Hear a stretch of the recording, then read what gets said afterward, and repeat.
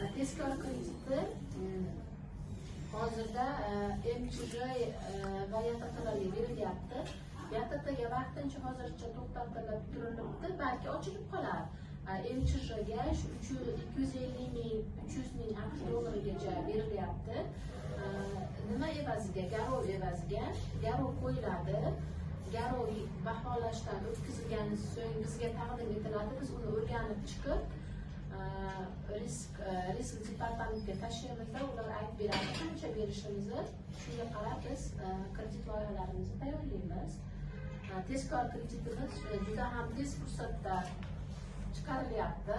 Xohlasa chiqardik. Mana 2-3 ta kreditlarimiz chiqdi. Agar shunaqa kredit olmoqchi bo'lganlar bo'lsa, tavsiya qilishingiz mumkin. Kelib bizga uchrasa, kichik biznes bo'lim xodimlariga ajratib